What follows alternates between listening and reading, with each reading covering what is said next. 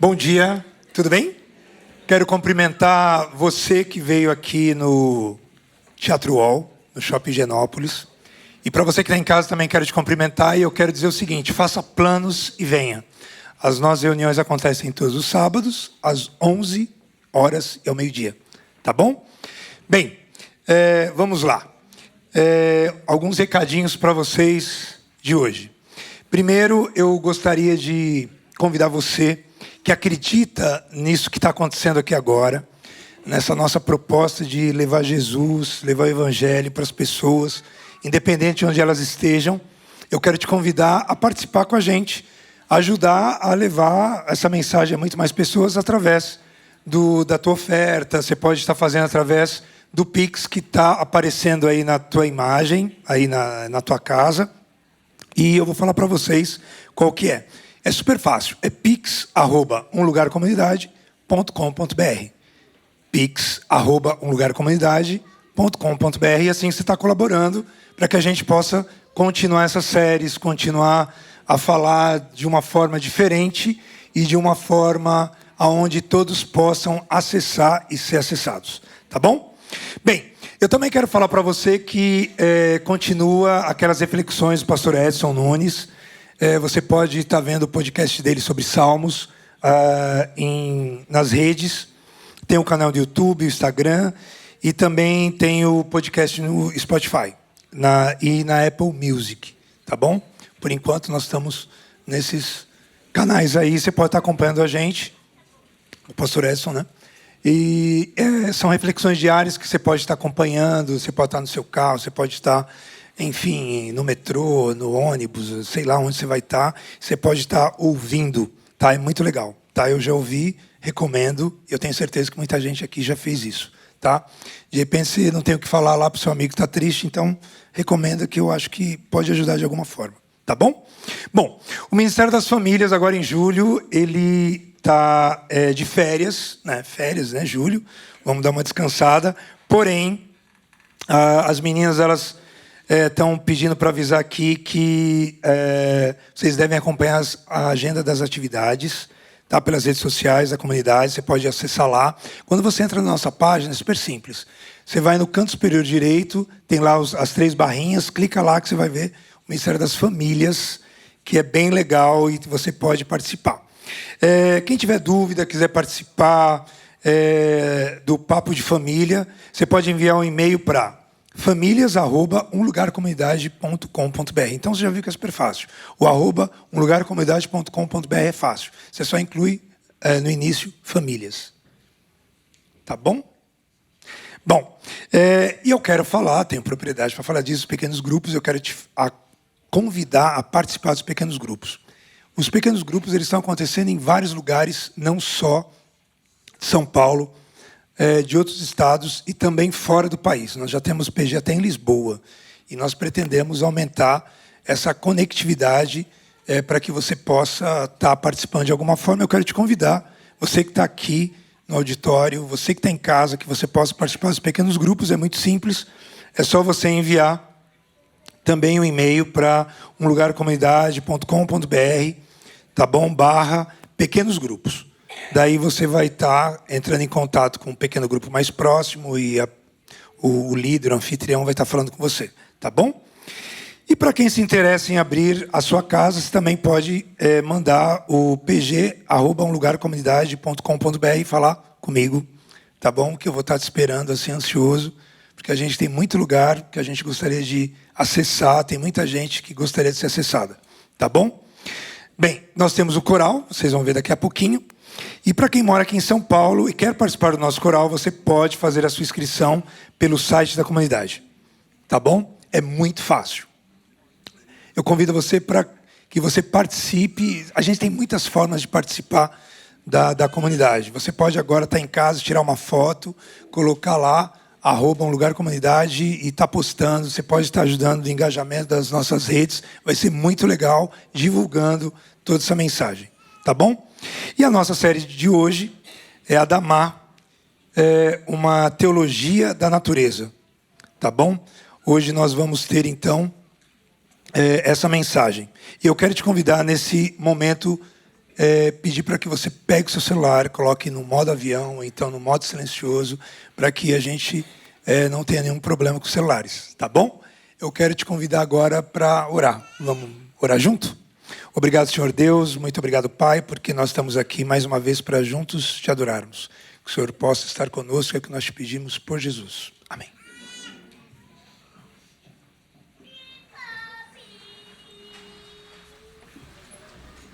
Ninguém jamais está sozinho. Quem anda, por onde anda, não anda desacompanhado. Anda na presença de Deus, amém? Se você crê nisso, vamos nos colocar de pé e vamos louvar o nome do Senhor. Aquele que anda com a gente, aquele que jamais permite que nós andemos sós. Vamos lá, vem com a gente.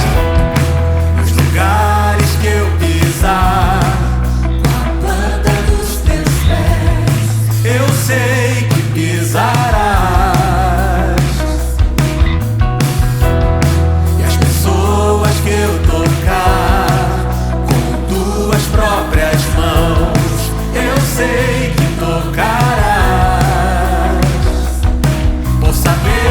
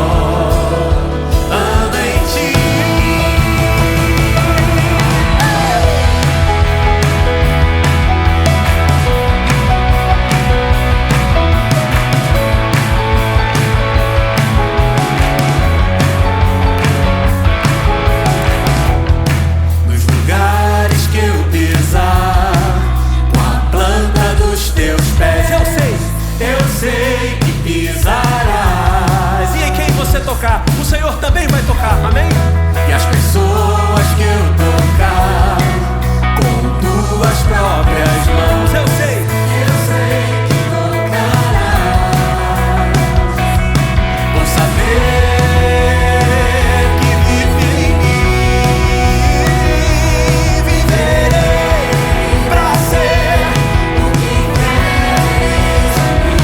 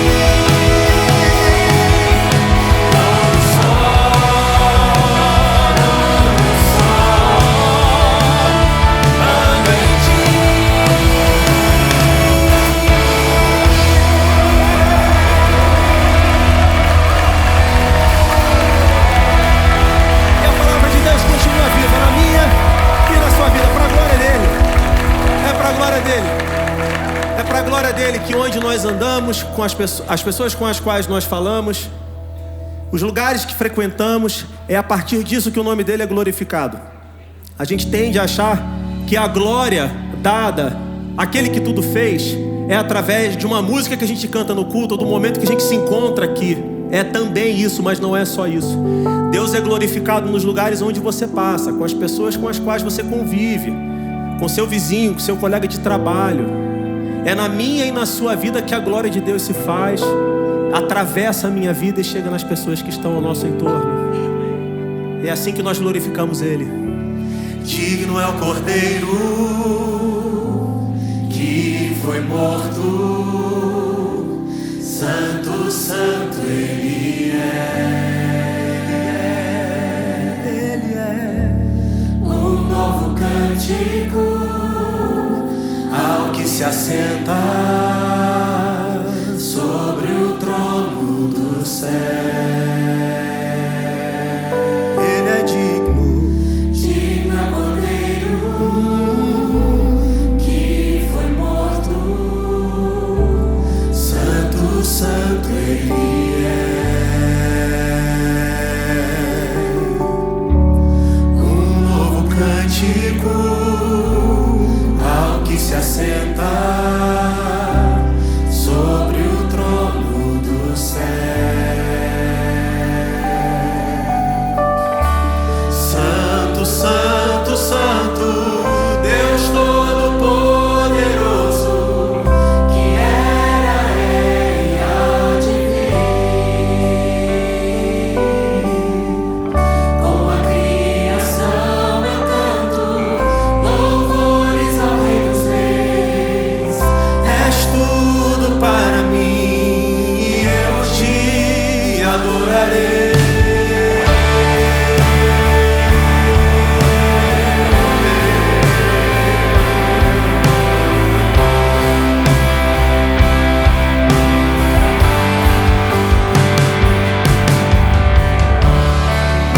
Maravilhado, extasiado, eu fico ao ouvir teu nome. que o nome dele tem poder. Jesus, teu nome é força, é fôlego de vida, misteriosa água viva. Santo, santo, santo, Deus Todo-Poderoso, que era, é e há de vir.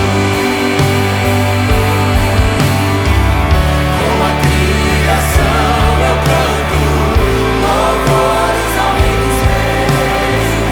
És tudo para mim e eu te adorarei.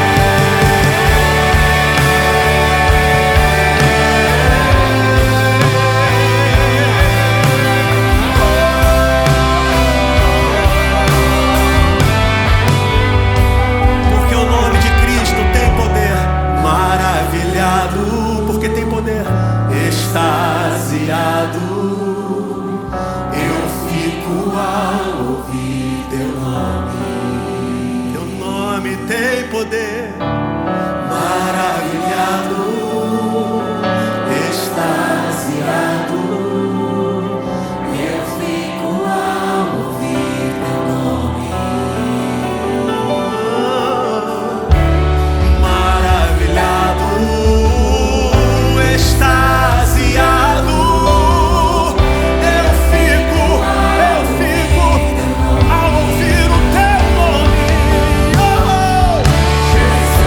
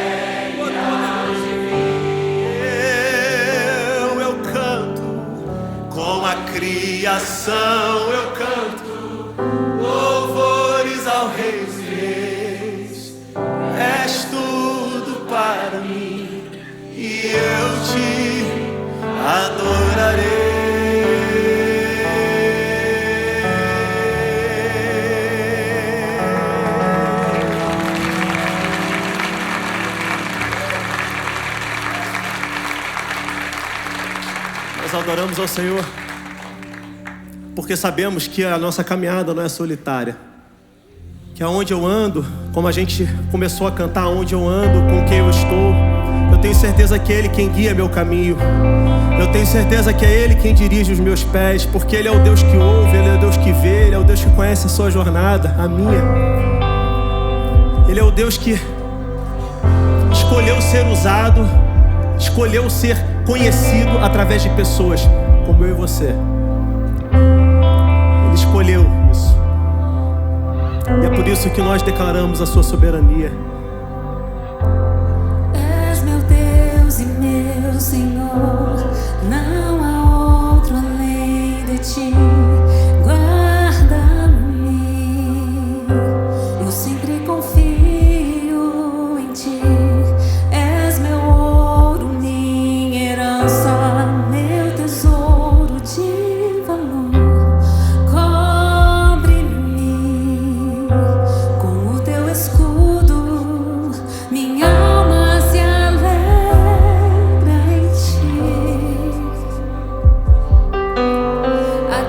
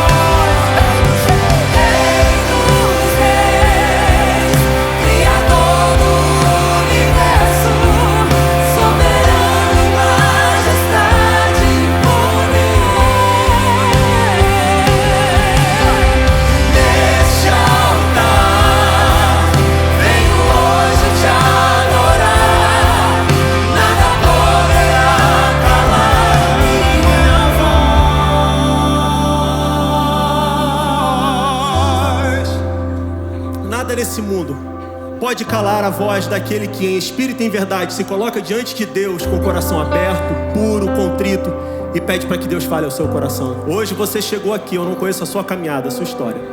Não sei como foi a sua semana, mas Deus conhece o teu nome, conhece a tua história, conhece a sua trajetória, a sua caminhada. E Ele está ouvindo você e o seu coração aberto diante dEle. E você está pronto para ouvir a voz dEle. Você está pronto para ouvir o que Ele tem a dizer para você. Além do universo, muito além. além do pensamento, Ele reina, Ele reina, além do infinito, além da humanidade. É Ele quem reina. Ele reina, Ele reina, Ele reina. Desfaz a injustiça, Destrói. destrói o preconceito. Ele reina, Ele reina. A graça que me alcança, É a graça que restaura. Ele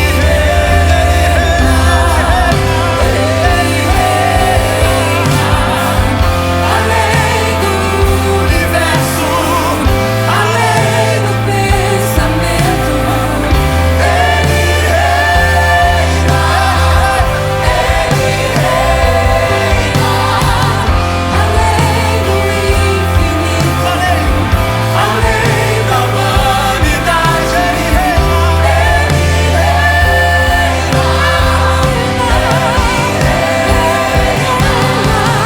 desfaz a injustiça, destrói o preconceito. a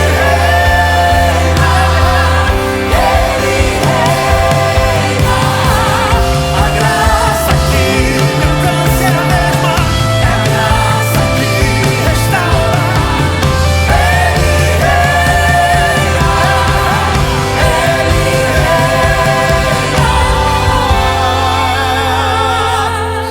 É Ele que reina. Ele reina. Ele reina.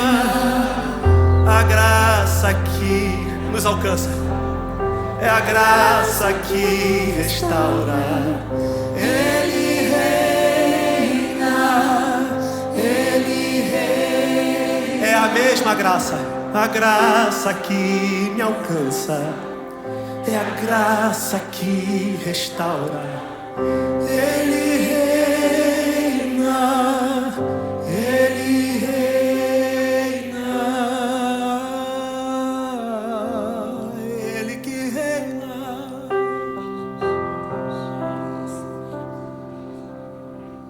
Senhor, nosso grande Deus, no mundo afundado, Senhor, na mentira, no mundo governado pela maldade, que bom saber que o Senhor reina, que o Senhor está além de tudo. A gente se sente impotente muitas vezes, Senhor. A gente se sente desprotegido. A gente se sente sozinho.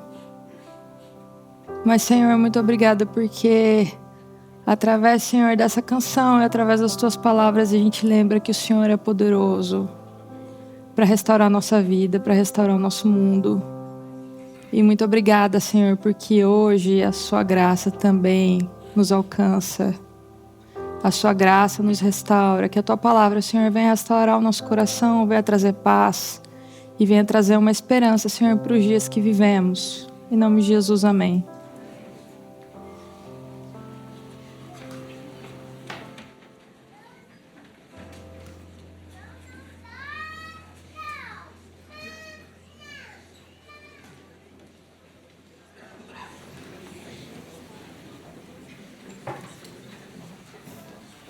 Hoje eu não tenho aí nenhuma história para relacionar com o tema de hoje. Porque, na verdade, eu sou a vergonha da minha família no quesito plantas. A pessoa mais fraca da minha família tem pelo menos uma hortinha em casa. Eu tenho tias que adoram, que amam o jardim. Tia Débora, não sei se é porque o nome Débora significa abelha, que ama flores. Então, ela, assim como a minha avó também tinha bastante flores, ela também tem, e fica até difícil para mim, para eu escolher alguma orquídea para dar de presente, porque ela é uma pessoa que coleciona esse tipo de coisa. O meu pai, ele trabalha com tecnologia de armazenamento de grãos. Então, ele é engenheiro mecânico, mas ele está ligado ali ao setor de agricultura.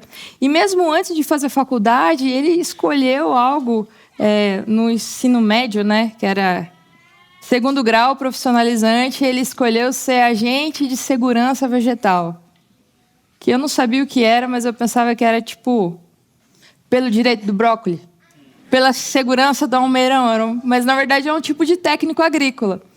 E o meu pai já tentou, eu já tentei, a gente já plantou coisa junto. Daí eu plantando com ele, ele fala que olha só, esse lado que eu plantei, que bonito. Olha aí onde você plantou, que feio que tá. E eu me sinto que nem o Caim, depois da maldição lá de Gênesis 4, que por onde ele passa, fica infrutífero, as flores murcham. Mas daí eu pensei assim, não, peguei uma mudinha, pelo menos um vasinho, um temperinho eu vou ter em casa. Então eu peguei uma manjerona que meu pai me deu, que eu gosto de pôr no feijão. E eu tinha uma missão.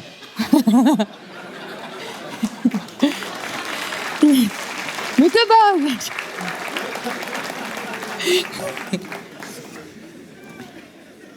Eu tinha uma missão, um trabalho só. Que era não deixar a manjerona morrer. E eu consegui. Ela morreu. Eu pensei, não, mas uma planta, gente, pelo menos um ser humano precisa ter uma planta em casa. Eu peguei um cacto. Daí eu fui viajar, deixei os cactos em casa, deixei uma frestinha assim da janela aberta. Quando eu volto, o vento bateu, derrubou os vasos, tudo. E agora, para a segurança do cacto, eu tenho um que fica na casa da minha mãe. Mas, assim, toda oportunidade que eu tenho, eu entendo, a gente sabe, né, tipo, estudando a Bíblia, que a natureza revela quem Deus é. É através da natureza que a gente conhece também um pouco de Deus. Então, sempre que eu consigo, eu dou um jeito de fazer uma trilha. Um pouco de natureza, né? De mato, praia, e um pouco de natureza controlada. Então, eu vou e volto no mesmo dia para dormir na minha cama, para ter ali o chuveiro quentinho. E quem me acompanha, eu tenho 2 companheiros fiéis aqui da comunidade, que é o João e a Laisa. Eles, eu sei que se eu marcar trilha com eles, eu vou ter que ir, porque eles gostam mais de trilha do que eu. Então, a gente vai ali, vai conversando e vai se entretendo. E se você já foi com a gente, saiu fazer trilha, você muito provavelmente se perdeu já com a gente. Porque a gente vai lá conversando, e a Laisa vai falando neurociência, não sei o quê, e o João, porque lá a parábola de Lucas 16, vai argumentando, desargumentando. Quando a gente vê, a gente se perdeu. E a gente conseguiu se perder numa trilha aqui em São Paulo que é impossível de se perder, que é o Pico do Jaraguá. A trilha é asfaltada e tem placa, Pico do Jaraguá. A gente conseguiu dar uma voltinha a mais ali. Mas eu espero de verdade que, através aqui da série da comunidade, eu tenha mais recursos aí para me aproximar da natureza e conseguir interagir melhor com ela. A gente começou a série que se chama Adamá, uma teologia da natureza. De acordo com o livro da Mary Jorstad, é nos escritos dos profetas que a gente vai ter uma atuação aí mais prolífica, mais vivaz, mais complexa dessa natureza não humana. E hoje, então, a gente vai ver como que a natureza não humana ela aparece nos escritos dos profetas. Vão aparecer ali várias histórias de rios, montanhas, céus e mares atuando. Eles interagem com o povo e interagem com Deus. Essa natureza é uma natureza obediente, só que às vezes aparecem figuras enigmáticas. Por exemplo, o mar. O mar, às vezes, ele aparece como revolto. Parece ser alguma coisa que está ali, meio que um antagonista a Deus. E a gente vai ver sobre essas figuras. A primeira história, ela está lá em Juízes, capítulo 5. A gente vai ver que o protagonista dessa história é um leito de rio seco. O ribeiro de Quixom era um leito de rio seco que fica ali perto do Monte Tabor. Então, a estratégia de Israel era fazer com que o exército de Canaã, que oprimia Israel por muito tempo, ele descesse ali do Monte Tabor e fosse até o ribeiro de Quixom. E esse leito de rio seco, ele se enchia de água no período das chuvas. E é exatamente isso que vai acontecer na história. Débora, ela conta pra gente isso numa canção que ela fez em Juízes 5. Juízes 5, verso 4, fala pra gente assim: como que a natureza reage à atuação de Deus. Quando tu, ó Senhor, saíste de Seir, marchando desde o campo de Edom, a terra estremeceu, os céus gotejaram. Sim, as nuvens gotejaram água. Quando Deus marcha, chove. Verso 21 e 22. O que é que aconteceu quando Israel e Deus marcharam juntos? O ribeiro de Quixom os arrastou. Quixom, o antigo ribeiro, avante a minha alma firme. Então os cascos dos cavalos socavam pelo galopar, o galopar dos seus guerreiros. Esse leito de rio seco, ele agora se enche de água e aqueles carros do exército inimigo ficam atolados, ficam inutilizados ali naquele leito de rio. Aqui a gente viu um leito de rio seco sendo protagonista. Agora a gente vai ver uma floresta sendo protagonista na guerra. Se a gente for olhar lá em 2 Samuel, capítulo 18, vai falar de uma guerra que acontece entre Davi e o seu filho Absalão. E é dito assim, verso 6 do capítulo 18. Assim o povo saiu ao campo a encontrar-se com Israel e a batalha teve lugar na floresta de Efraim. Ali o povo de Israel foi batido diante dos servos de Davi e naquele mesmo dia houve ali grande derrota, com a perda de 20.000 homens. A batalha se estendeu por toda aquela região e naquele dia a floresta consumiu mais gente do que a espada. E você vai dizer, tá, que é recurso literário. Algumas pessoas vão dizer assim, isso daí, na verdade, é porque ali o exército de Davi tinha uma vantagem, tinha uma estratégia, sabia como lutar na floresta. Só que, na verdade, o escritor aqui ele não deixa assim tão demarcado. Parece ser natural para quem escreveu esse capítulo que a floresta também atuasse nas guerras, que a floresta também tivesse uma reivindicação e falasse o rei certo para o trono certo, que era Davi e não seu filho Absalão. E agora a gente vai ter, no final dessa história, uma atuação ainda mais peculiar da floresta. Verso 9 diz assim, Absalão, montado em sua mula, encontrou-se com os homens de Davi. Quando a mula passou debaixo dos ramos de um grande carvalho, a cabeça de Absalão ficou presa nos ramos. E ele ficou pendurado entre o céu e a terra, enquanto a mula que ele montava passou adiante. Um carvalho prende Absalão. E agora Absalão ficou uma presa fácil para o exército inimigo. Ainda com chave de ouro, a floresta termina essa batalha prendendo o grande causador dessa guerra, que era Absalão. Aqui a gente já viu a atuação de um leito de rio seco, a atuação de uma floresta, e agora a gente vai ver também uma não atuação da natureza. Lá na história de Israel lutando contra os amorreus, o sol e a lua eles aparecem não atuando na guerra. É dito que Josué ele pede para o sol e para a lua pararem. E nessa história aqui de Josué capítulo 10, ela é diferente do que acontece lá em Gênesis 1. Em Gênesis 1, quando Deus cria céus e terra, não é falado o nome do sol e da lua. Mas aqui na história de Josué, sol e lua aparecem. Sol, Shemesh, lua e Arer, os nomes aparecem. Sol e lua eram considerados divindades pelas culturas ali ao redor de Israel. E aqui, os deuses Sol e Lua, para aquelas culturas ao redor, ficam parados quando Josué e quando Deus manda eles pararem. É isso que acontece na história. Mas a gente não vê somente a atuação da natureza não humana nas guerras. A gente vê também nos lamentos do pós-guerra. Quando Davi ele fica sabendo que Saul e Jonatas morreram na guerra contra os filisteus, ele faz um pedido para os montes Gilboa, ele faz um pedido para a natureza, e esse pedido a gente encontra lá em 2 Samuel 1:21. Ele diz assim, montes de Gilboa, que sobre vocês não caia nem orvalho nem chuva, não haja aí campos que produzam ofertas, pois neles foi profanado o escudo dos valentes. O escudo de Saul, que nunca mais será ungido com óleo. Ele fala para que não chova. Ele fala para a natureza para que não chova sobre os montes. E para as mulheres de Israel, ele diz assim no verso 24, filhas de Israel, chorem por Saul. A presença e a ausência de umidade, a seca e o choro, são demonstrações de luto, do luto humano e do luto não humano. Parece que Davi ele conclama aqui uma comunidade de enlutados, para que marquem esse dia, para que marquem apenas a perda que Israel teve de Saul e de Jonatas.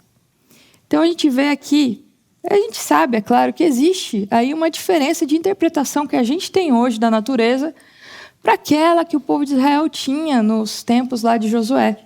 A nossa interpretação ocidental está muito ligada ao pensamento científico, ao que a gente aprende na escola. Se a gente for ver, por exemplo, o que significa, o que é um relâmpago? De acordo com o que a gente aprendeu lá, é a descarga entre nuvens, é uma relação de causa e efeito, são forças físicas impessoais. É isso que a gente aprendeu. Mas se a gente for ver, por exemplo, o que é a tribo Ojibwa, que é uma tribo que está lá no norte dos Estados Unidos, sul do Canadá, como que eles interpretam o que é um relâmpago? Eles vão dizer que o relâmpago, na verdade, é um pássaro-trovão. E quando a gente olha para essa interpretação do povo Ojibwa, a gente vai dizer, olha, mas isso é fantasioso, isso daí é conto de fada. Mas, de acordo com as observações que eles fizeram durante anos, eles viram que os relâmpagos eles se comportam como aves de rapina. Existe um pesquisador que se chama Dee Harvey, ele vai dizer que essas, assim como os pássaros-trovão, os relâmpagos, as aves de rapina, as moscas, elas migram no sul na primavera e vão embora no outono, é assim que eles interpretam, porque eles têm esse mesmo comportamento de migração do sul e depois indo embora no outono. E a gente pode olhar para isso e dizer, então, a nossa interpretação ocidental é a certa, a correta, a científica, e a da tribo Ojibwa é a fantasiosa, é o conto de fadas, é o que não existe. Mas, na verdade, o Dee Harvey vai dizer que não. É que a gente se baseia em diferente. A nossa visão ocidental está baseada nas forças, e a visão dos Ojibwas está baseada no comportamento. Eles estão mais interessados no comportamento do que na explicação científica. Quando a Bíblia foi escrita, ela não estava interessada em falar todos os processos para a gente. Ela não estava interessada em dizer assim, olha, aqui foi realmente o Sol e a Lua que parou. Não, não foi o Sol e a Lua que parou, não. Aqui a Terra parou a rotação, daí parece que parou. Não está interessado em falar isso para a gente. A Bíblia está interessada em dizer que para um povo que as culturas ao redor acreditavam que o Sol e a Lua eram deuses, eram divindades, para Israel não, porque Sol e Lua obedecem à voz do profeta Josué e de Deus. Israel desmistifica as religiões ao redor, falando que Sol e a Lua não são divindades, mas ao mesmo tempo falando que o Sol e a Lua eles pertencem à história, pertencem à experiência de Israel. Eles interagem com Israel. E você pode dizer, tá, que é muito bonito isso que você falou, mas isso não quer dizer agora que a natureza tem a personalidade. Agora que porque Débora escreveu lá que quando Deus marchou, choveu, e daí o ribeiro atuou. Isso não quer dizer que era esse pensamento. Isso é um guia para saber como que Israel pensava sobre a natureza. Por que será? Será que os profetas eles escreveram isso daí só para florear, só para embelezar um relato de guerra? Será que eles escreveram só para ter um efeito sobre a gente? Usaram essa natureza não humana só para causar algum tipo de emoção? Não é porque a natureza realmente se comporta assim? Se a gente for ver os relatos que são escritos em narrativa e em prosa, em narrativa e em poesia, a gente vai ver, por exemplo, que essa história da floresta de Efraim, ali da luta de Davi com Absalão, ela foi escrita toda em prosa, toda em narrativa. Já Juízes 5, e também ali a história de Débora, e a história do lamento que Davi faz por Jonatas e Saul, ela toda em poesia. Agora, Josué 10, que é aquele relato da história do Sol e da Lua, ele é metade poesia e metade prosa. A gente vai ver que tanto poesia, quanto a narrativa, quanto a prosa, ambas vão se utilizar dessa natureza não humana, vão contar a história para a gente. O Dozeman, ele vai dizer assim que a poesia bíblica ela existe para comentar, para colocar um contexto literário amplo para a gente. Não quer dizer que a poesia foi escrita somente para comentar, porque a poesia ela também oferece informações que não estão na prosa. Lá em Juízes 5, Débora, no canto, no salmo que ela faz, na música que ela faz, ela vai falar de gente que não foi para a guerra. Ela vai dizer assim, Rúben não foi, Asser não foi. ela vai falar de coisas que na narrativa não aparecem. Então, a poesia dá, sim, informações que a prosa não dá. Só que, olhando para isso, a gente vê que a poesia ela não foi feita para embelezar, para tornar mais bonito um relato de guerra, mas ela foi feita para falar para a gente que esse círculo de participantes, tanto lá da Guerra de Débora, quanto lá da batalha que teve em Josué 10, é muito maior do que a gente pensa. Israel não lutou sozinho contra os amorreus, não lutou sozinho contra o rei de Canaã, Jabim. Ele lutou com a ajuda de Deus, com a ajuda do sol, com a ajuda da lua, com a ajuda das estrelas, com a ajuda do ribeiro de Quixon. A gente vê a natureza à disposição de Deus. Poesia na Bíblia, ela é interativa, ela é relacional. Então, não é que a poesia embeleza a prosa ou a prosa corrige a poesia, mas ambos, poesia e prosa, eles estão à nossa disposição para oferecer um relato mais amplo, mais impactante do que realmente aconteceu. Outra aparição assim, que eu acho assim, impressionante dessa natureza não humana dentro dos relatos da Bíblia é quando Deus está perto. Quando Deus aparece, montanhas, vales, árvores e mares, eles tremem, eles se contorcem, eles derretem. E daí os teólogos vão dizer, isso daí é só um recurso literário. Só que se a gente for ver, por exemplo, os Salmos, parece que não é só o ser humano que fica admirado quando está perto do seu Deus. Não é só o ser humano, é a única criatura que se emociona quando Deus está perto. Parece que toda a criação, de alguma forma, ela estremece quando o seu Deus está perto. Essa reação de tremer é uma reação de criatura. Quando a gente está perto de algo que é muito grande, que é muito poderoso, a gente estremece. Quando Isaías ele vê o trono de Deus, ele fala assim, ai de mim. Quando Ezequiel ele vê o carro de Deus, a carruagem de Deus, ele fala assim, ele cai de cara no chão. E quando a natureza ela vê que Deus está perto, existe uma devastação. Lá em Joel 2:21, Deus ele fala para a natureza não temer, ele diz assim, não tenha medo, ó terra, alegre-se e exulte. Então essa aproximação de Deus, ela causa admiração, mas ela causa também um certo espanto, um certo medo, porque perto do sublime a gente se sente muito pequeno. E essa não é uma reação somente humana, essa é uma reação que está presente em toda a criação. A gente vê que os profetas, eles tentam mostrar para a gente as emoções que a natureza sente. Os humanos, quando eles estão tristes, ali na Bíblia, eles choram, eles se vestem de pano de saco, eles colocam terra sobre a cabeça. A natureza, quando ela está lamentando, os céus se fecham, retêm umidade. De alguma forma, eles tentam mostrar para a gente que esse luto, que esse choro está presente até mesmo na natureza. Deus, ele é um ser que fala com suas criaturas.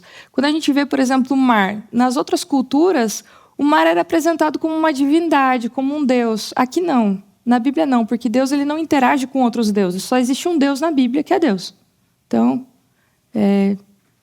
não tem como só se ele conversar com ele mesmo, não tem outro Deus para ele conversar. E daí, quando ele fala, por exemplo, ao mar, o mar ele parece ser algo vivo, que se Deus desse rédeas soltas, ele ia aniquilar Israel. Então, do mesmo jeito que Deus repreende o mar, ele repreende Israel e repreende também os seus inimigos. Mas o mar, ele não é um vilão. Quando aparece lá no final da Bíblia, Apocalipse 21, fala assim que o mar já não existe. Quando João escreve que o mar já não existe, João ele foi preso pelo Império Romano, numa ilha, tudo que ele via era mar. Você não tinha mais nada para ver, só mar. Ele fala assim, o mar já não existe nessa nova terra, porque lá não vai existir a opressão do Império Romano. Lá não vai existir injustiça. Lá não vai existir separação entre irmãos. Então não quer dizer que lá no céu não vai ter mais corais, então não tem mais baleia, não tem mais golfinho. Não está querendo dizer isso. É que lá não vai existir mais essa separação. Porque o mar não é um vilão. Deus ele pode falar as águas, Deus ele pode falar ao ar, Deus ele conversa com as suas criaturas. E ele pode, inclusive, falar diretamente a elas. Isso a gente chama de apóstrofe, quando o profeta está falando com um público e agora ele muda de público e fala com outro.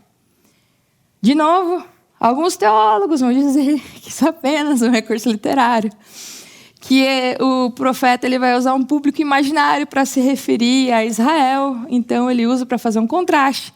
Mas a gente vai ver, por exemplo, que Ezequiel, que é o primeiro profeta do exílio, Deus ele fala para ele conversar com a terra. E é isso que aparece lá em Ezequiel capítulo 7, verso 2. Ele diz assim: Filho do homem, assim diz o Senhor Deus a respeito da terra de Israel. Chegou o fim chegou sobre os 4 cantos da terra.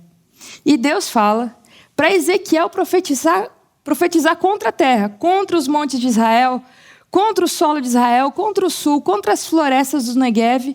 Só que esse juízo, ele depois vai se transformar em profecias de paz, em profecias de restauração. Aqui no livro de Ezequiel, Deus é retratado como alguém que abandonou a terra, como alguém que se tornou um exilado. Mas ele promete libertação, ele promete um novo êxodo. Ele promete que ele vai vir resgatar a terra.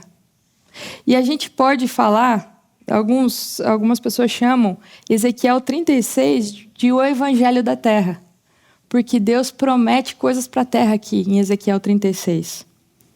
Olha o que Deus promete para a terra, Ezequiel 36, verso 8.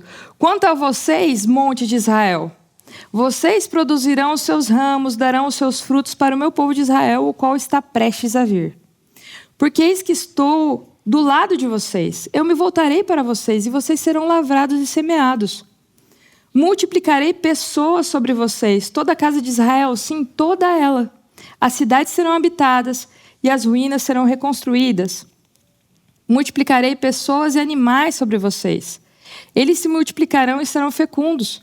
Farei com que vocês voltem a morar onde moravam no passado e os tratarei melhor do que no começo. Então vocês saberão que eu sou o Senhor. Essa passagem de Ezequiel é um desafio para a ecologia moderna. Porque, de acordo com a ecologia moderna, o mundo seria muito melhor sem a gente. Só que aqui parece que a terra ela almeja habitantes, ela almeja animais. E Deus promete isso para ela. Em outros versos, por exemplo, em Jeremias promete algo para a terra. Jeremias 33, verso 10. Neste lugar que vocês dizem que está deserto e sem pessoas e sem animais, na cidade de Judá e nas ruas de Jerusalém que estão arrasadas e sem pessoas, e sem moradores e sem animais, ainda se ouvirá o som das festas e da alegria, porque eu restaurarei a sorte da terra. Deus promete barulho para a terra, Deus promete festa para a terra, Deus promete habitantes, Deus promete animais. Outra passagem de Jeremias diz assim, Jeremias 31, 27. Eis que vem dias, diz o Senhor, em que semearei a casa de Israel e a casa de Judá com a semente de pessoas e de animais. Parece que para a terra ficar uma terra sem habitantes e sem animais é uma terra como se fosse sem vegetação, é uma terra árida, é uma terra seca. A terra almeja os seus habitantes. A cura para a terra, ela envolve a cura das pessoas que nela moram. Eu entendo que, quando a gente olha para a devastação desse planeta, a gente parece concordar que realmente a Terra seria muito melhor sem a gente, porque a gente conseguiu, a gente foi muito bom em estragar, né, tudo. A gente conseguiu acidificar o solo, colocar um monte de resíduos, aquecer os mares, jogar um monte de lixo. A gente não protegeu as nossas matas ciliares, a gente não protegeu os nossos rios, a gente conseguiu estragar até o ar que a gente respira. A gente não foi bons moradores por aqui. A gente chegou invadindo a casa dos bichos. E agora a gente pulou em cima da casa dos bichos, agora eles pulam em cima da gente, febre amarela, um monte de doença. A gente não foi respeitoso porque a gente olha para a terra como se ela fosse um recurso que a gente pode utilizar do jeito que a gente quiser. É como se a gente viesse de fora e fosse catando os pedaços da terra, assim, né? Só que não é isso. Se a gente for ver o livro de Ezequiel, que a gente acabou de falar aqui, ele aparece mostrando uma visão de criação com muito mais integração. Homens, animais e terra, eles estão juntos. Só que a gente separou tudo. E a gente separa isso na nossa cabeça. A gente acha que a gente pode fazer o que a gente quiser com a terra aqui e isso não vai nos afetar. O que aconteceu no Rio Grande do Sul, por exemplo, infelizmente, é só o começo. A gente parece que esqueceu o que aconteceu lá. Um cenário de guerra, crise sanitária, crise energética, pessoas que estão sofrendo ainda. A gente não pode esquecer das pessoas que sofrem, porque amanhã pode ser São Paulo, pode ser a cidade que você mora. A gente não pode esquecer dos que sofrem, e a gente não pode esquecer que somos responsáveis, sim, pelo mundo que Deus nos confiou. Ailton Krenak, ele vai falar de sustentabilidade. Ele não fala de sustentabilidade, mas ele fala de bem viver. Porque sustentabilidade é usar com consciência os recursos naturais. Só que ele não fala de sustentabilidade, ele fala de bem viver. Porque apesar de ser um termo parecido, ele fala que bem viver é uma visão de mundo. É uma visão de que a gente não está sozinho aqui, que a gente convive com a natureza e é uma relação de troca. A gente precisa devolver algo. Quando Israel volta do exílio, as árvores batem palma, mas elas batem palmas, ficam alegres quando Israel volta, não porque Israel é a coisa mais importante que existe, mas porque homens, animais, terra, águas desejam uns aos outros, dependem uns dos outros. A gente vive uma natureza que é integrada. A natureza, quando ela é devastada, ela reclama para Deus. Olha aqui a violência que está acontecendo aqui. A natureza, ela é sensível aos seus habitantes, ela é sensível aos animais. Ela deseja ser habitada, ela deseja ser povoada, mas uma relação pacífica, não uma relação de selvagem, como a gente tem visto nos últimos anos. Quando a gente olha para essas histórias da Bíblia, a gente vê que a natureza é sensível à voz de Deus. A grande questão não é o que Deus fala à natureza. A questão é que Deus fala e a natureza obedece. A natureza consegue ouvir Deus. Mas a grande pergunta é, será que a gente consegue ouvir? A natureza consegue, mas a gente consegue?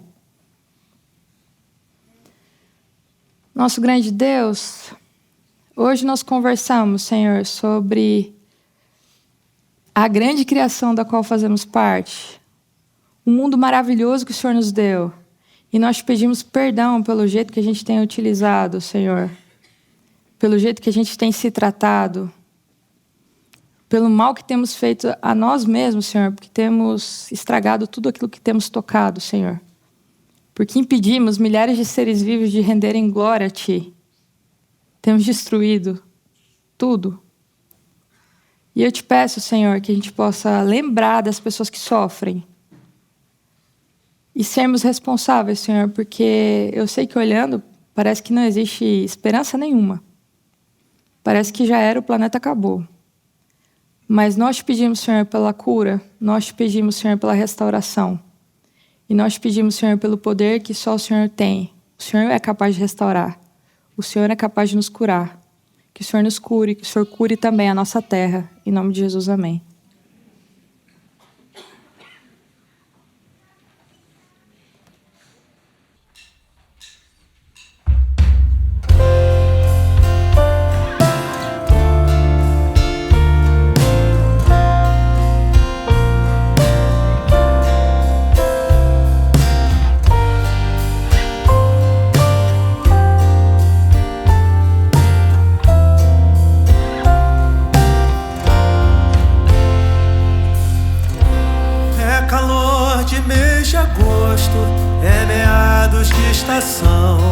Vejo as sobras de queimadas e fumaça no espigão.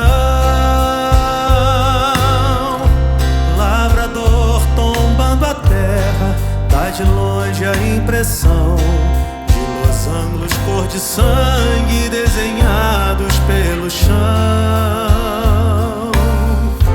Terra tombada é promessa de um futuro que se espelha no quarto verde dos campos, a grande cama vermelha.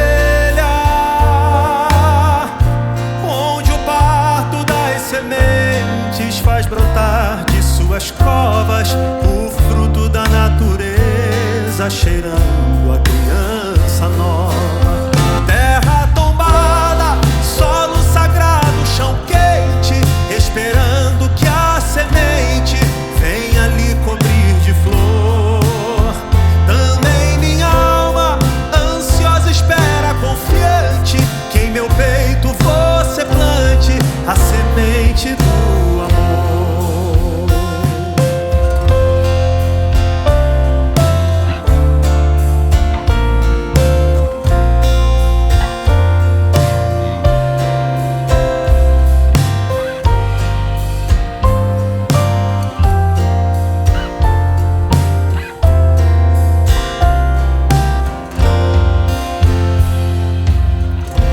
Terra tombada, criança deitada num berço verde, com a boca aberta pedindo para o céu matar-lhe a sede.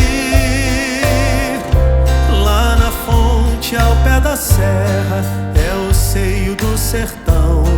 A água, o leite da terra alimenta a plantação. O vermelho se faz verde, vem o botão, vem a flor, depois a flor, a semente, o pão do trabalhador. Debaixo das folhas mortas a terra dorme segura, pois nos dará o ano novo parto de fartura. Terra tombada, solo sagrado, chão quente, esperando que a semente venha lhe cobrir de flor. Também minha alma ansiosa espera, confiante, que em meu peito você plante a semente do amor. Também minha alma ansiosa espera, confiante, que em meu peito você plante a semente do amor.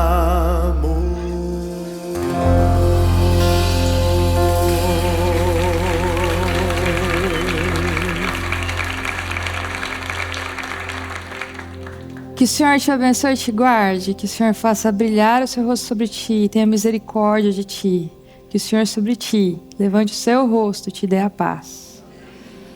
Muito obrigada pela sua presença, a gente te espera sábado que vem.